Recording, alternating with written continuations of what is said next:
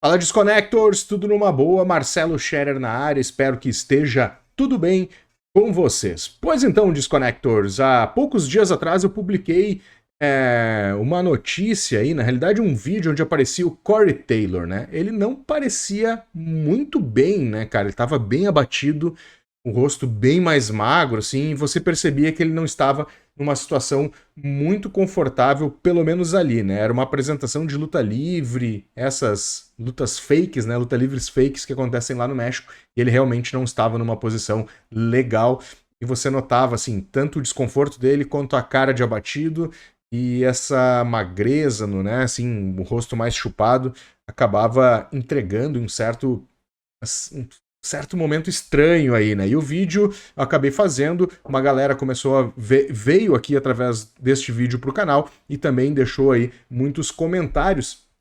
E esses comentários me fizeram refletir um pouco sobre algumas coisas e alguns pontos, né? Entre eles, alguns comentários mais maldosos, do tipo, larga as drogas, outro... isso aí é porque a banda dele não está andando certo, né? A carreira solo dele não está dando certo. Mas, cara, o correto é saber que o Corey Taylor ele não passa por um momento bom de saúde mental. Muito pelo contrário, ele passou por uma depressão bem profunda agora, e isso é um tema bem delicado, né? Inclusive, esse é um tema caro para mim, né? Pessoalmente. Não porque eu tenha passado, mas recentemente, aí, há um ano atrás, mais ou menos, eu tenho uma filha de 19 anos e ficou aí durante um bom período numa situação bem ruim quanto à depressão, né? Eu acabei largando o meu trabalho para ficar cuidando meio que 24 horas dela, mas graças a Deus já tá tudo bem, tudo passou, já estamos resolvidos, obviamente com medicamento, com acompanhamento psicológico, inclusive já fica o disclaimer aí, né? Se você conhece alguém ou está acontecendo com você mesmo, vá procurar uma ajuda profissional para que você consiga dar os primeiros passos e ir em busca da recuperação, né, cara? Agora, se você conhece alguém, a minha sugestão é que mostre apoio, demonstre apoio para que essa pessoa ela consiga sair da situação que ela está, né? Ela não precisa que você salve a vida dela, mas que você dê esse apoio inicial para que as coisas sejam reconstruídas aí. Obviamente, sempre procurando a colaboração de um profissional. Beleza? Bom, feito isso, cara, recentemente, agora há 2 dias, foi publicado, ou ele reapareceu, né? O Corey Taylor reapareceu dando uma entrevista justamente falando sobre saúde mental num podcast que é muito legal, que é o The Void with Christina, né? A Christina aí, quem não sabe, é uma repórter da revista Revolver, né? É uma revista muito importante no meio do rock e do metal, inclusive recomendo vocês acessarem e conhecerem o canal dela, onde ela traz artistas para falar de criatividade e também saúde mental. Então, um tema bem caro nos dias de hoje para diversas pessoas, né? Inclusive, obviamente, para o Corey Taylor. E é esse podcast que eu vou reagir agora junto com vocês aí. O podcast está em inglês, vai ter a legenda embaixo. Então eu não acelerei o podcast, é um podcast um pouco comprido aí, por volta dos 18 minutos. Eu não acelerei o podcast justamente para vocês poderem acompanhar com a legenda. Tá beleza? Bom, antes da gente começar aqui, quero convidar vocês a participarem lá do grupo que o Desconecta tem no WhatsApp. Por lá, a gente compartilha as notícias que saem no site desconecta.com.br e também para quem é colecionador de discos, a gente compartilha algumas promoções que saem na Amazon por lá e de vez em quando eu consigo acesso aí a alguns discos, né, alguns MP3 que antecedem o seu lançamento, como foi o caso aí agora do Judas, que eu publiquei lá no grupo, e anteriormente eu tinha conseguido aí os waves do Black Sabbath, né, do Born Again, o Reborn Again, né, onde um DJ conseguiu extrair as faixas separadas através de inteligência artificial e ele divulgou isso no canal dele e liberou os waves, e eu também coloquei lá pra galera do grupo. Então participa lá, vou deixar o link por aqui, abre aí, ou melhor, abre.ai/desconecta, você vai direto ser levado aí ao grupo. Então tá aí, ó, já estamos com o canal aberto, essa aqui é a Cristina, ela vai fazer uma apresentação breve do propósito do podcast dela, e logo em seguida a gente vai A gente vai curtir aí o bate-papo que ela tá tendo junto com o Corey Taylor e vai comentar em alguns momentos. Então fica aí, vamos lá, vamos dar o start por aqui.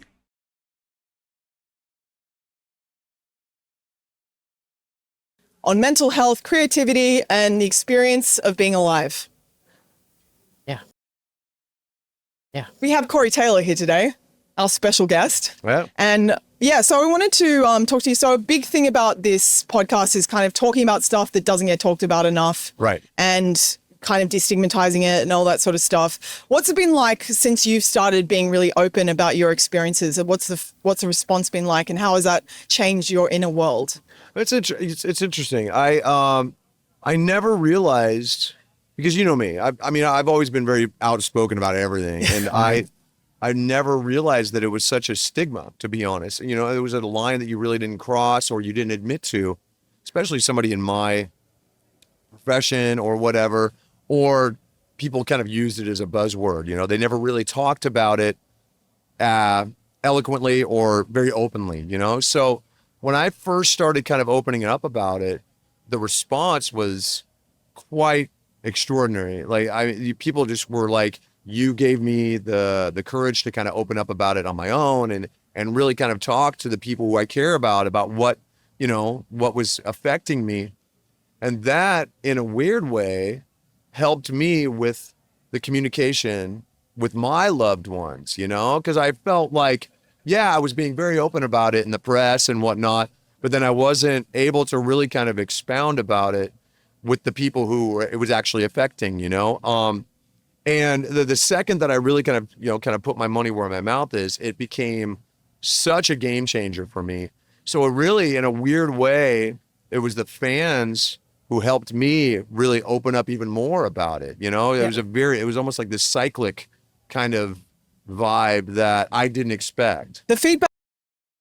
Então, muito legal aí, né? Isso que ele comentou, né? Ele nunca percebeu que ele falava abertamente. Na realidade, sim, uma geração como a minha, por volta dos 40 anos, 30 anos, a gente nunca falou abertamente sobre problemas de saúde mental.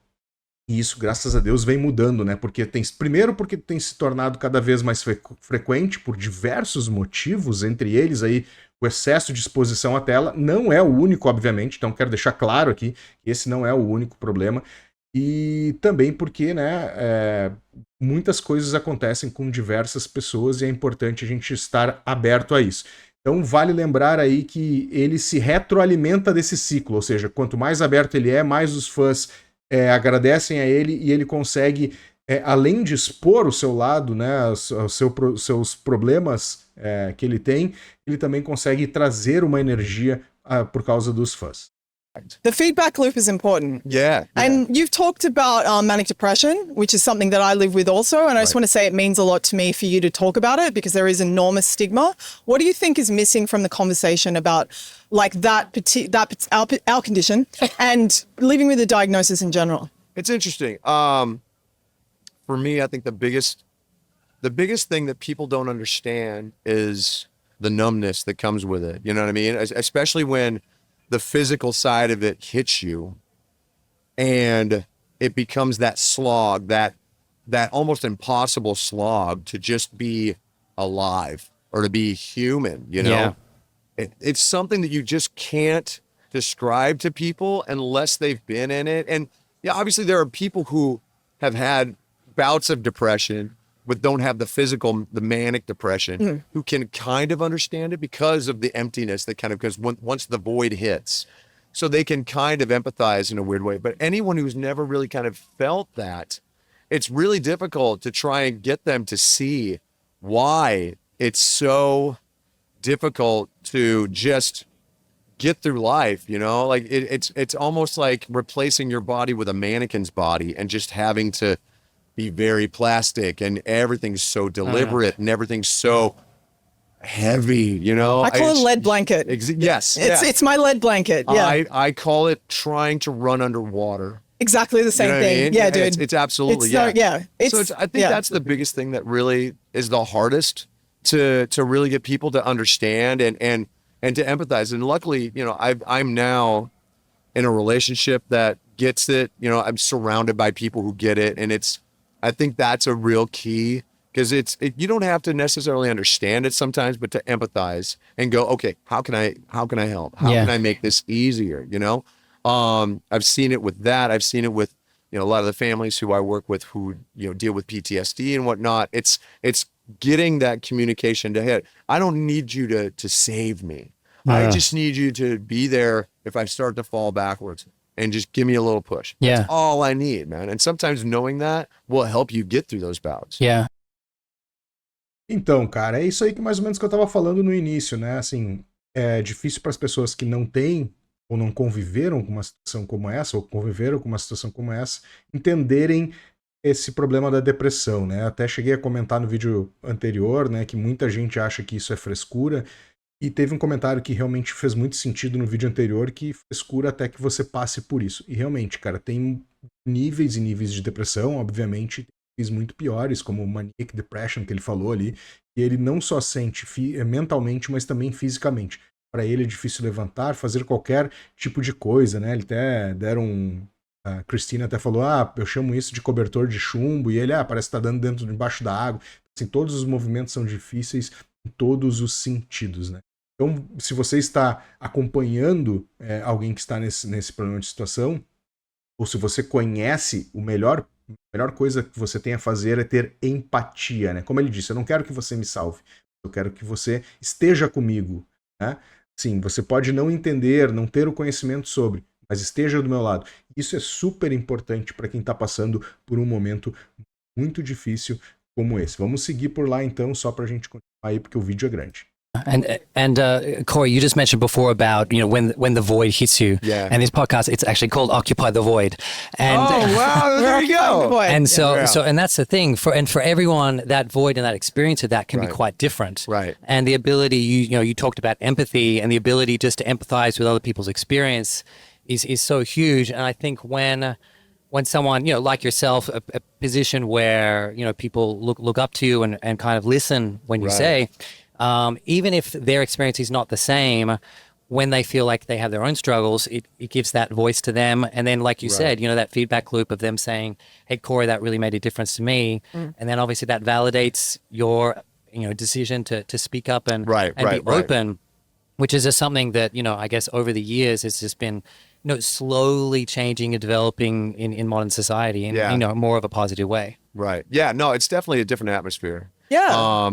I remember when I first started, back in 99 and 2000, it wouldn't come up, but, I would kind of interject a lot of stuff, just talking about the things that I would write about, and at the time, I don't know if people necessarily realized that was a form of therapy. It was writing to get those ideas out, to get those, those emotions out, or dealing with the fact that sometimes you were devoid of emotion. And no matter what you do, you can't feel anything, and people, it's, so trying to describe that through writing when you have those moments of creativity, I think was the first kind of building blocks for me, really trying to open up and talk about, because when people ask you what you're writing about, you don't want to give the standard J11, it's like, well, it's just about chicks and stuff, blah, blah, blah. For me, it's never been about that. There's so many more extraordinary stories in the cracks of everything. Yeah.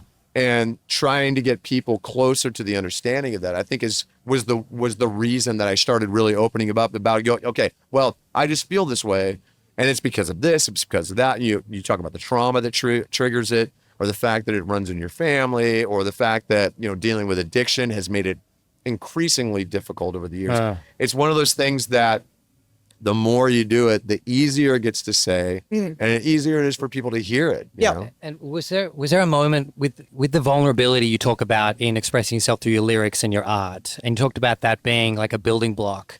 Was there a moment where that vulnerability kind of came across more into your like, personal life? Like a song that, like maybe a song moment. Because you are, you express kind of the deeper parts of yourself in your art, like a lot of singers and lyricists, but the transition to kind of keep that connection through to, I guess, the rest of your life, and like only take off that mask on stage versus, with your family and friends. I would say maybe, probably the thing that really kind of turned around for me was probably writing for Volume 3, because that was when I really kind of started taking those first faltering steps towards sobriety. Yeah. Yeah, I mean, It's good. Hey. It was tough. Yeah. I mean, it took a couple tries, but you know, I've been sober now almost 14 years. Holy so that's, shit. yeah, I mean, it's good. But I think Só adiantando que essa resposta é muito importante, né? Eu vi que tem muita gente que falou no quesito de drogas, é só ele parar de se drogar que a depressão passa. Cara, ele tá sóbrio há 14 anos. Isso eu tô falando dos comentários do vídeo anterior, né? Então é importante relatar que a depressão, óbvio que tem ligação com substâncias químicas, ninguém tá dizendo que não, mas o cara está sóbrio há 14 anos, né? Então, quer dizer, esse problema que ele passou recentemente, essa dificuldade que ele vem passando, esse problema de saúde mental que ele vem passando, não necessariamente esteja diretamente, né, assim, naquele momento ligado às drogas. Óbvio que em algum momento pode haver algum gatilho mental ali entre essa relação, mesmo que ele não tenha usado, mas viu alguma coisa que lembrou as drogas e disparou o gatilho, né? Então, sim, é importante relatar esses pontos apenas para deixar claro, assim, né? Porque muita gente acha que, porque o cara é artista, tem milhões de dinheiro, tá sempre no meio dos roqueiros loucos, o cara usa drogas 24 horas por dia. Não é bem assim. Vamos seguir em frente aqui com o papo. I think that whole experience was such a open wound for me, because I came out of it feeling very much like a raw nerve, and I was completely empty, not just of emotion and whatnot, but of personality, because my addictions had become so much a part of who I was that I didn't know how to exist outside of it, socially, emotionally, physically. I mean, I was a wreck, man. I mean, and you know, that whole tour cycle, man, was so tough for me that I remember just being like, is this it? Is this sobriety? This sucks, you know? Like, it was just so rough, you know? But as time went on and I realized that, I'm putting the foundation down. I'm doing the work that needs to be done to build a house, man, because you can't live unless you have a place to call home, you know? So for me, I think that whole experience, a lot of the writing that I was doing, especially on that album, because half of the lyrics were kind of written in a haze. And I kind of went back and did a little touch up, but not a lot. And then the other half was really kind of ripping the tape off of my eyes and my mouth and going, oh God, you know, this is how I look in fluorescent light. Like, holy shit, you know, it is brutal. But I think that, so definitely things like Duality, Vermilion Parts 1 and 2, dealing with the angrier side of addiction and whatnot, and focus, but then even getting into Danger Keep Away. That song was really probably the most vulnerable that I had ever written at that time. And it really gave me the strength to kind of go, okay, this is amazing. I want to keep doing this. I want to continue to kind of hold on to the way this feels when I do it, you know? Yeah, and I think that's, you know, that the rest is history. It's a beautiful thing to. Então, ele estava falando justamente dessa questão do terceiro álbum da banda ali, né, o volume 3, né? Então, esse momento de largar as drogas foi muito difícil para ele, e foi o momento onde ele se mostrou mais vulnerável nas letras, né? Até comentou alguns sons ali, coisa e tal.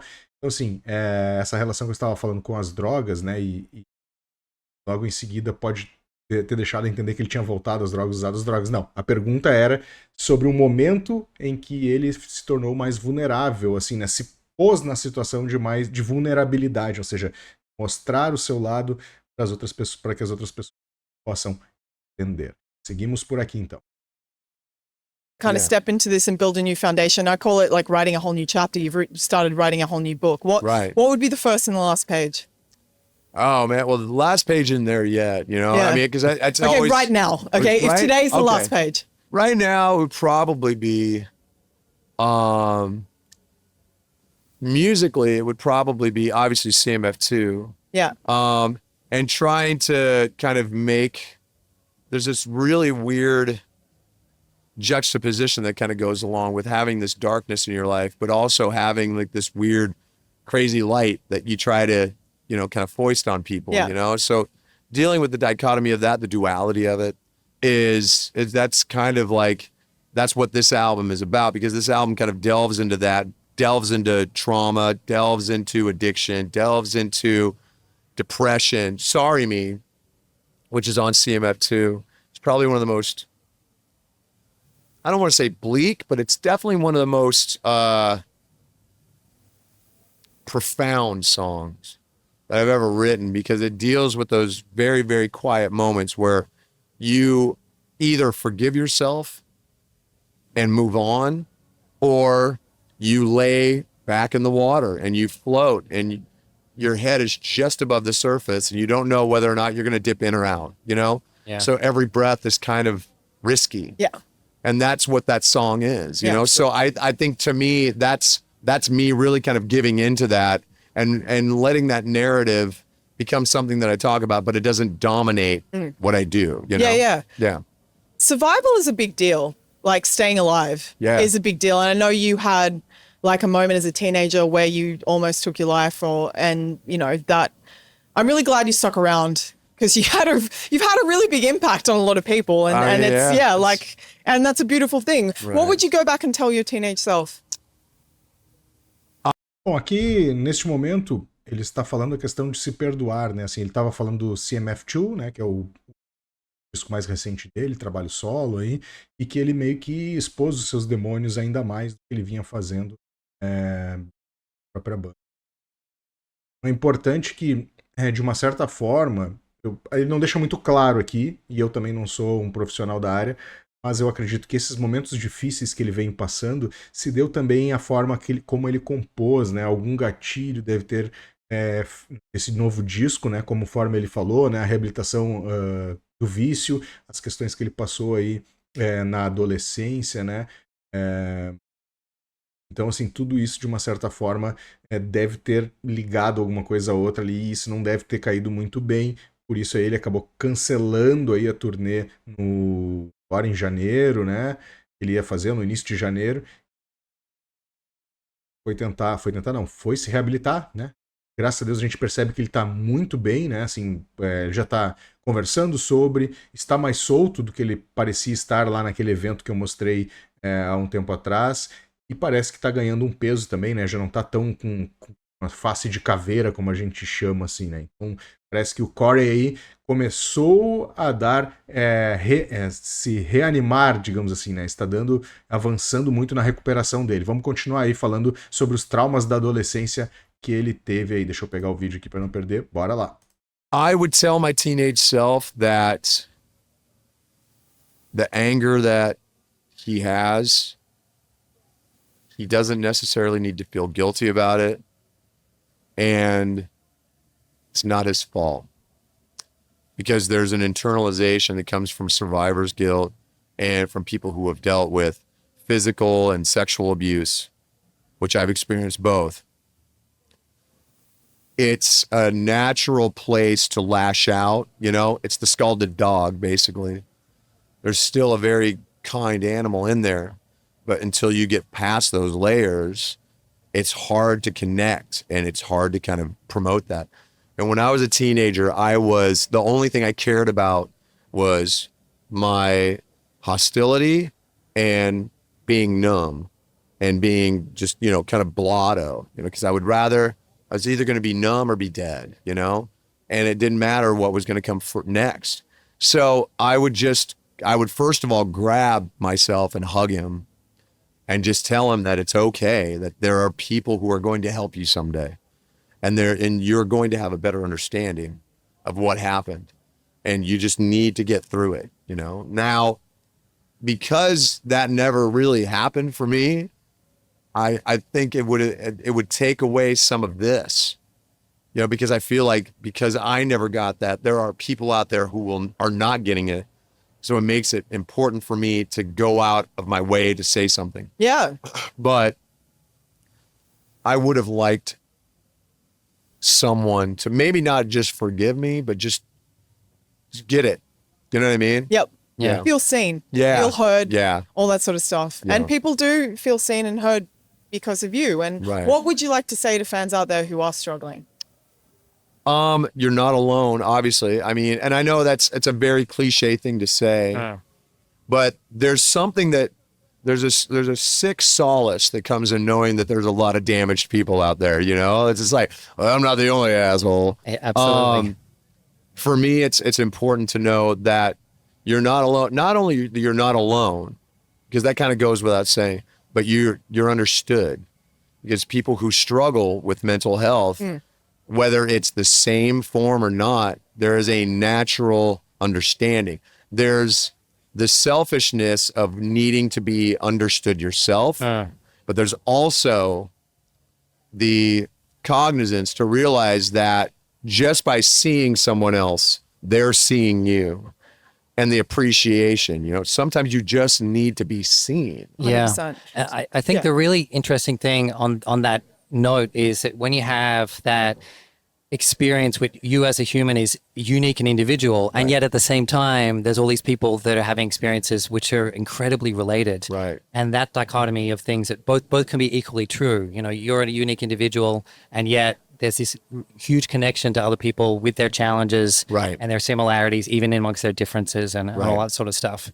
And I loved what you said just before. You mentioned about that kind, gentle person within you that was there, even if you really didn't have access to them at that time. Is that something that you felt you were kind of slowly able to tap into more kind of as you've gotten older and kind of realize that part of you was there even when I guess it was covered over by some of the experiences that you'd had? It's easier when you have kids, obviously, because it's especially when you want kids, you know. let's preface it by that, you know. My whole life I wanted to be a dad. So I naturally went out of my once my kids were born, I was very nurturing, very warm.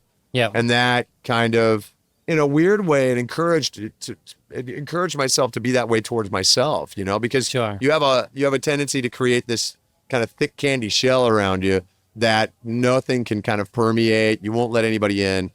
The trust issues kind of kick in. But once I started having kids, once I got past like the protective evil dad part of it, you know, I realized it's like, well, you know, my kids, obviously they deserve this.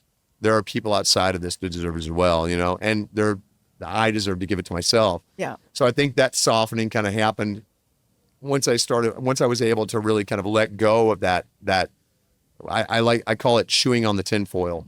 Yeah. You get that, you know, that, and it just kind of permeates all through. Once I was able to spit that out of my mouth, I was able to embrace that and share it with the world. Yeah. Beautiful. And that's a beautiful thing. Yeah. Thank you for sharing it with the world. Very Thank you welcome. for sharing it with us. It was great to. Aí, né, cara, uma declaração sincera no final, né, mostrando que essa questão de se perdoar, né, de conseguir olhar para trás, até de refletir sobre quando ele era garoto, né, para ele não se desesperar, né, hoje ele entende isso, também se reflete por ele ter sido, por ele ser pai também, né, e poder proteger os filhos. Isso é uma certa forma, um jeito que ele achou de melhorar ou tentar se entender quando era criança, hoje protegendo os filhos.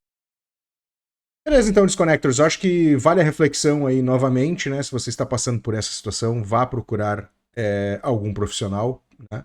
Não é uma situação fácil para ninguém. Se você tem alguém na sua família que está passando por isso, esteja junto. Empatia em primeiro lugar, né?